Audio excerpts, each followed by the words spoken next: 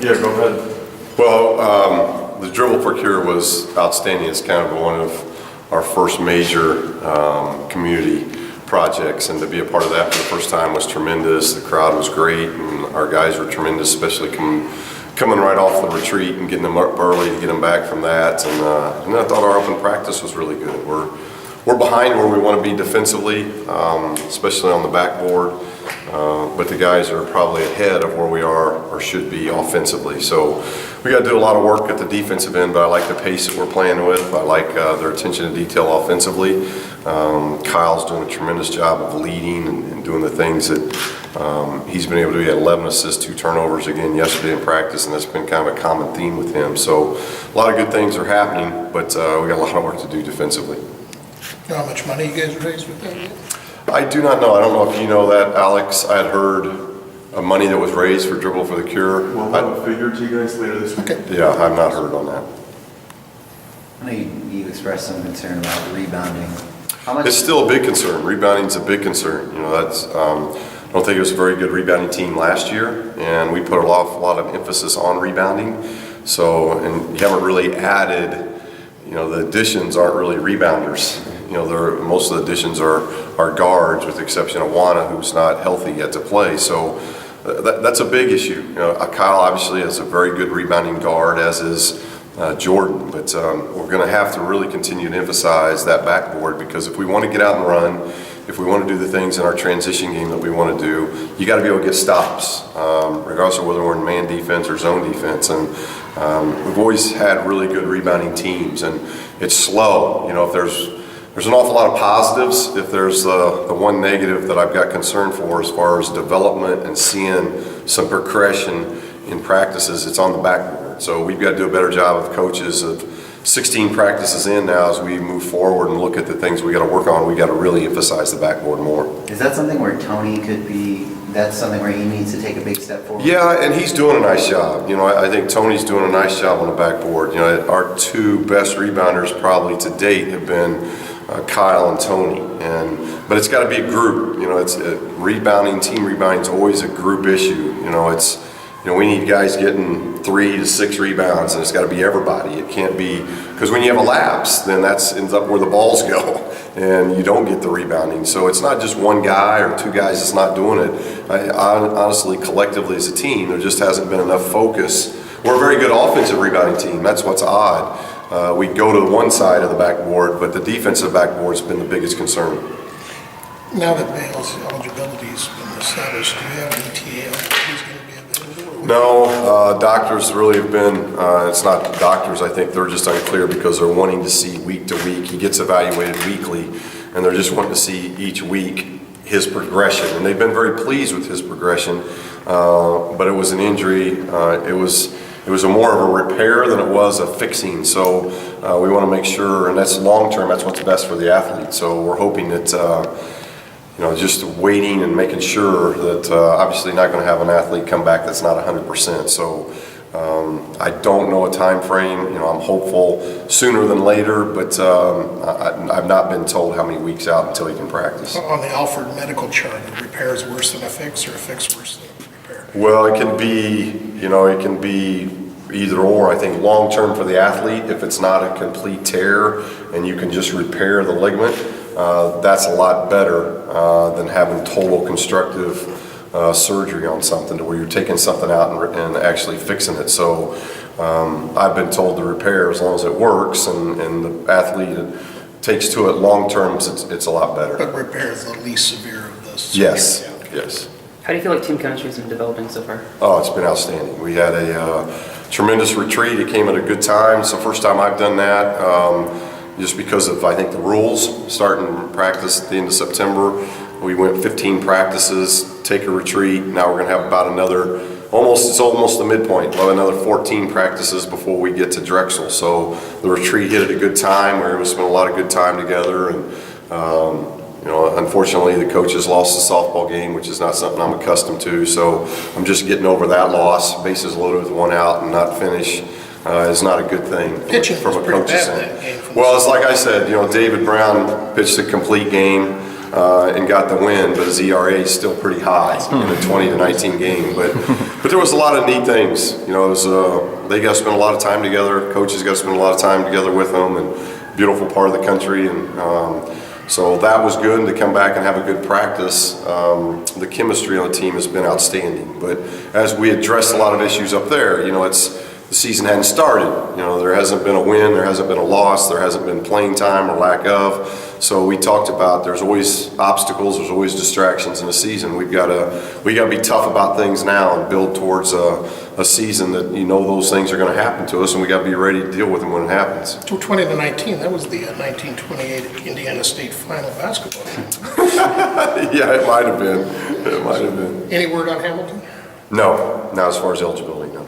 They never give you any indication. They just drop it on No, we you, just, don't they? one day we know, yeah. Okay. Anything else you guys did in particular on the retreat?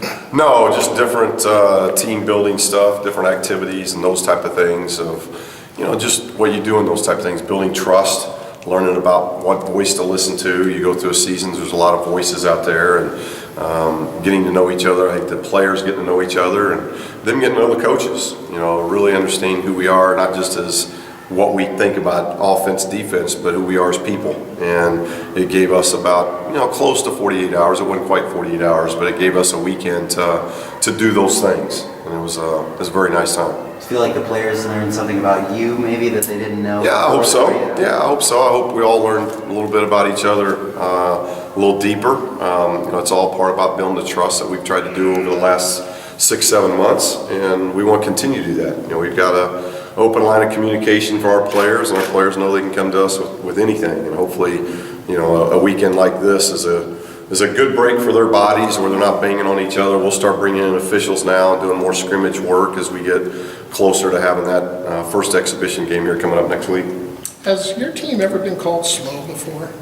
No, I'm not for sure where that comes from. It came from the USC coach. Yeah, at least I guess I don't understand how it comes about, because if you look at our, you know, our statistics over the years, we've been 1-2 in the Mountain West, which is, if you compare the Mountain West to a lot of leagues in the country, a lot faster than most leagues. So we've always played that way. It doesn't mean we have years like last year. Last year we were a team that scored, I think, right at 68 points a game, which was really low for us. That's low for us, but it was our worst shooting year. And yet it was still a team that figured out how to win 29 games, and in a league that was ranked second in the country, win the league by 2 full games and then win the league tournament going away. So that team figured it out, and at the end of the day, that's what it's all about. Can you get more points than your opponent? But you know, if you watch us practice, you know, we practice a lot with a 12, 15-second shot clock. We want to attack early in the shot clock, but we don't want to take bad shots. So we don't want to, you know, what our guys are going through right now is you know, going back to the Coach Wooden era and the things that he talked about. You want to play quick, but you don't want to be in a hurry. And our guys are learning that. We're turning the ball over too much right now. Our shot selection is getting much better than what it was a week ago. But the 2 areas are backboard and taking care of the ball better. And hopefully in the next, you know, 2 weeks, those things get, not going to be perfect, but those 2 weeks start, in those 2 weeks, things start looking a little bit better in those 2 areas. Did Infield reach out to you up there? Oh yeah, no, he's been great. Yeah, we've got a lot of respect for Andy. And Did he?